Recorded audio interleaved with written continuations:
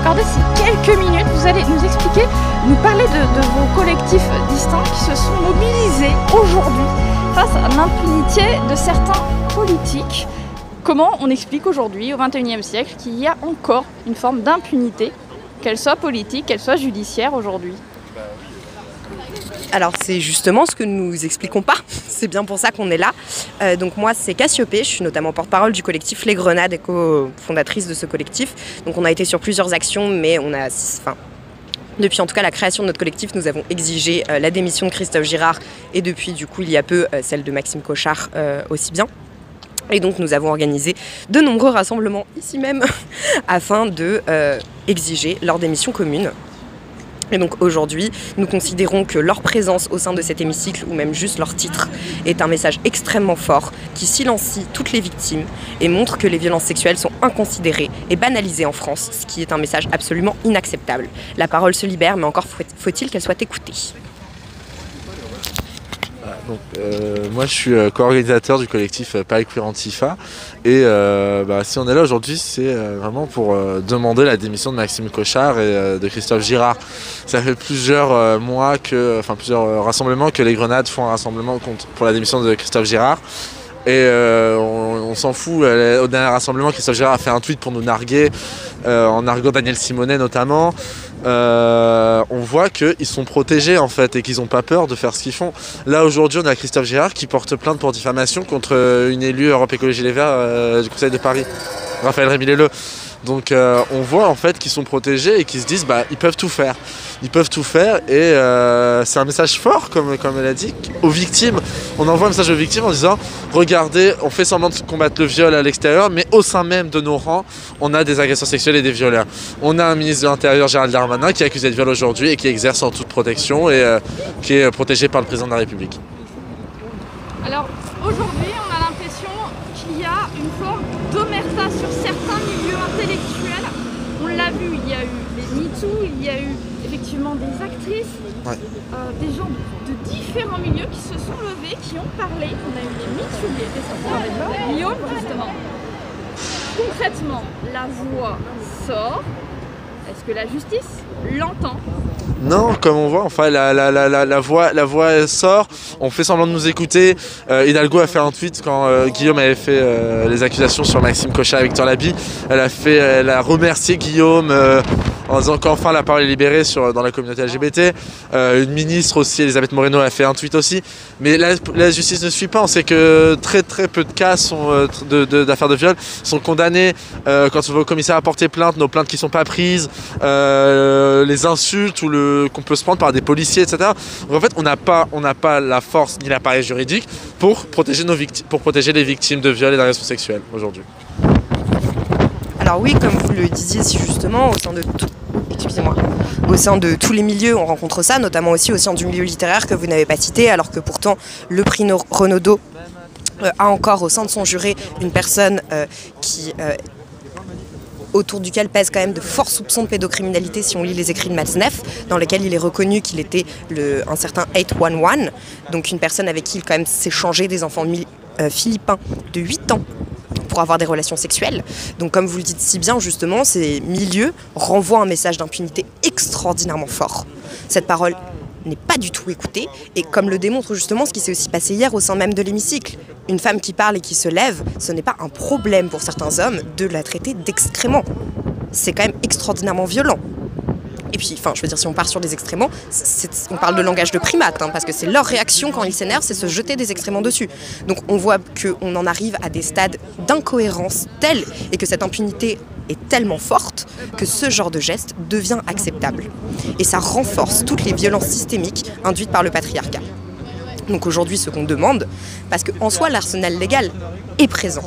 Hormis sur les violences faites aux enfants, où là, il y a encore des choses à modifier dans la loi, l'arsenal légal est présent. La question n'est plus de faire la loi, la question est de la faire appliquer. Car comme le disait si justement le membre du PQA, 1% des plaintes sont aujourd'hui prises dans le cadre, vont aujourd'hui jusqu'au procès dans le cadre des violences sexuelles. On parle de 1%. On en arrive à un stade où l'impunité est telle que le bras droit du ministre de l'Intérieur, lui-même accusé de viol, se doit et se sent obligé de rappeler aux forces de l'ordre leur obligation légale de prendre toutes les plaintes. Les messages politiques renvoyés sont extraordinairement forts. C'est pour ça que nous militons aujourd'hui pour une éthique en politique et pour que la politique serve d'exemple, ce qu'elle semble incapable de faire, au vu des récents événements. Alors on l'entend effectivement en politique, il y a quand même Daniel Cohn-Bendit qui a été largement au-delà, on va dire, de la frontière de l'acceptable, en tout cas dans ses propos, déjà, à la télévision. Oui, c'était une autre époque. Est-ce que c'est pour autant acceptable? Est-ce qu'on ne doit pas se remettre en question pour autant? Telle est la question. Juste une dernière question quand même par rapport à vous. Aujourd'hui, quand vous arrivez, vous portez plainte, ou même dans la rue, quels sont les mots que vous entendez? Pourquoi justement il y a cette haine qui monte? Par exemple, j'ai déjà accompagné par exemple une amie trans pour porter plainte pour une histoire de viol, pour une affaire de viol. Elle va se prendre des propos transphobes. Elle va se dire ah, t'as peut-être abusé ses propos, t'as menti. Et à la fin, en fait, bah, t'as pas envie de porter plainte. Et à la fin, bah, elle est partie en pleurant sans que la plainte ne soit finalisée. Donc en fait, on a des policiers et des gendarmes qui ne sont pas formés et qui, pour eux, en fait, ils banalisent en fait. Pour eux, c'est des histoires lambda. Ouais, t'as touché la fesse, elle t'a fait ci, elle t'a fait ça, mais c'est pas une agression pour eux. Pour eux, tout va bien.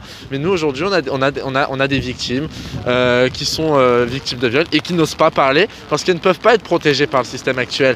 Peur du jugement. Peur du jugement, mais bah, quand on voit qu'une femme ose prendre la parole, après on a sur les médias, on a sur les plateaux télé des insultes, les femmes veulent tuer les hommes, les femmes sont contre les hommes, tous les hommes sont des violeurs. En fait, c'est une idiotie des plateaux télé qui vont accuser les femmes en fait. Donc en fait, on voit que c'est pas aux hommes d'avoir... Là, c'est pas les hommes qui ont peur, c'est les femmes qui ont peur. Donc en fait, la peur, elle doit changer de camp. Il faut qu'on entende les victimes et qu'on les respecte. Merci.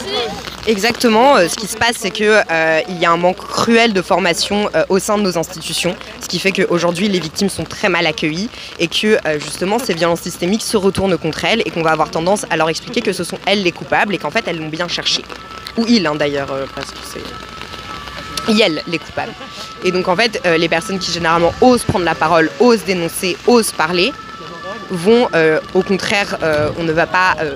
écouter leurs témoignages, mais les enfoncer et générer en fait encore plus de violence. Ce qui fait que c'est quand même une double peine, à la fois pour qu'elles ont subi et à la fois pour la façon dont elles sont reçues et justement de cette absence de réaction judiciaire. Et une absence d'autant plus importante quand il s'agit des personnes visées qui sont des politiques. On le rappelle, à l'heure actuelle, le Parti communiste a-t-il ouvert une enquête? Est-ce qu'il y a eu réellement des auditions de fait? Alors, le jour où Guillaume a fait son tweet sur les accusations de Maxime Cochard et Victor Labie, parce que moi-même je suis membre du Parti communiste français, le Parti communiste, 2 heures après, a fait un communiqué qui a mis sur les réseaux sociaux en disant qu'ils écartaient Maxime Cochard de toute responsabilité au sein du Parti communiste français et qu'ils demandaient à Maxime Cochard de se mettre en retrait du Conseil de Paris et de la mairie du 14e. Pour l'instant, il y a une commission indépendante en fait au sein du Parti communiste, ça s'appelle la CFVC, mais pour nous et d'autres victimes en fait au sein du Parti communiste, on n'a pas confiance en fait en cette commission parce qu'on se dit que il y a déjà eu des affaires et on sait qu'aujourd'hui au Parti communiste français, pas que Maxime Cochard et Victor Labie, on a encore des agresseurs sexuels et des sexistes qui sont en place aux jeunesses communistes, au Parti communiste français. Donc c'est pour ça qu'on n'a pas confiance, on n'a pas la force de libérer la parole au sein de ce parti. Alors, Parti communiste français, il y a eu également Europe Écologie Les Verts, il y a eu plein de partis politiques où il y a des gens qui sont encore avec des idées sexistes. Oui, c'est ça, notre rassemblement aujourd'hui, c'est pas que contre le Parti communiste, pas du tout. On sait que cette histoire, elle aurait pu être dans n'importe quel parti, à droite comme à gauche, dans n'importe quel parti, dans n'importe quelle association. C'est vraiment pas un rassemblement contre le Parti communiste, mais se dire que le Parti communiste, regardez, vous avez des problèmes, et montrer aussi que dans les autres partis, vous pouvez en avoir, et il faut se dire, ça se trouve qu'on a des victimes, juste à côté j'ai une victime, ça se trouve juste à côté j'ai un violeur, et qu'il faut s'occuper de ces cas-là, et ouvrir des commissions et pouvoir gérer ces histoires. Au moins entendre les voix, enquêter, c'est ça. Pour que réellement tout ce qui a été commis soit au moins puni à minima, de manière à ce que cette impunité ne soit pas une chape de plomb pour les victimes. C'est ça, parce que c'est bien beau de faire des beaux discours, de combattre les violences sexuelles, de faire de beaux programmes contre la LGBTI-phobie. On l'a bien vu avec Paris en commun hier, enfin tout leur programme était axé contre la LGBTI-phobie, etc.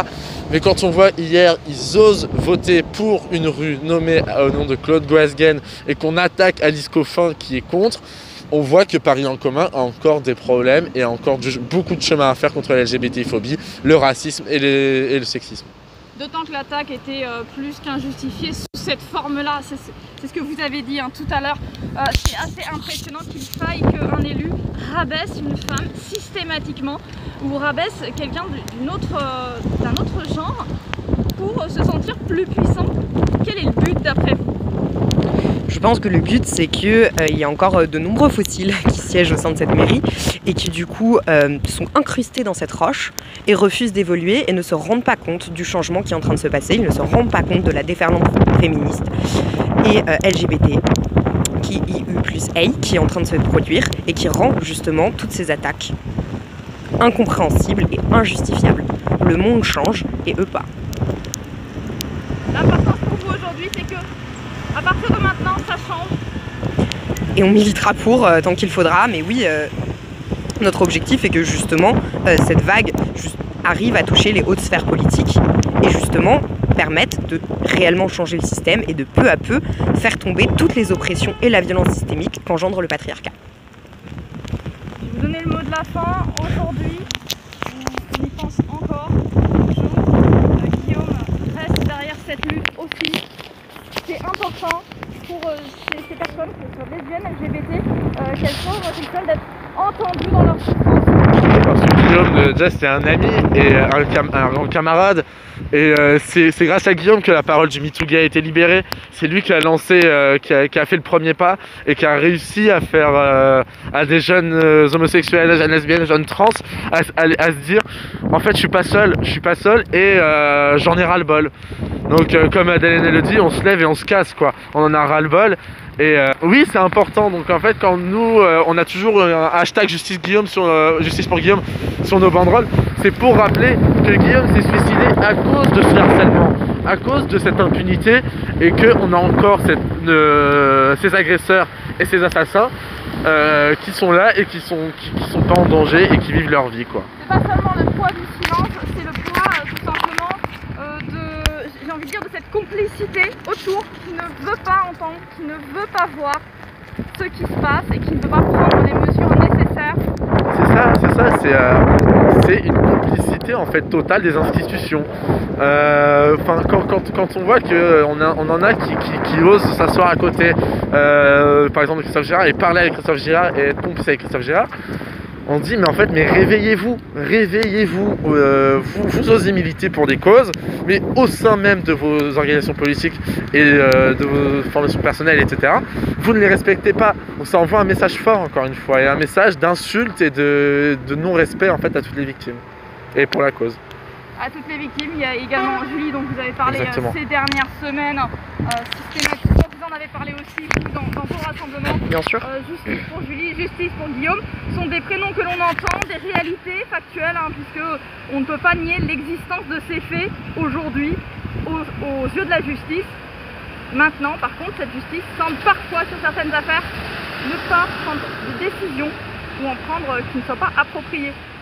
Notre choc vient justement de cette forme de surdité qu'on entend auprès de la justice. Pareil, en fait, au sein de toutes ces institutions, on a vraiment l'impression qu'il y a un refus d'évoluer. C'est pour ça que je les compare à des fossiles qui vraiment sont encastrés dans leur roche et ne changent pas. Alors que le monde change, alors que les idées progressent et que les choses changent, le monde a tourné. Il est maintenant impossible d'imaginer un avenir dans lequel on n'est pas totalement inclusif avec toutes les personnes du spectre LGBT. Il est impossible d'imaginer un avenir dans lequel il est légitime de tenir des propos pareils à l'égard d'une élue parce qu'elle est née femme et parce qu'elle se revendique en tant que femme. Les questions du genre ne devraient pas prendre cette importance et surtout ne devraient pas être discriminées ou avoir une influence quelconque sur le rapport qu'on a avec notre interlocuteur. Et aujourd'hui, c'est ce qu'on observe encore au sein de ces hautes sphères, c'est ce qu'on observe encore au sein de la justice.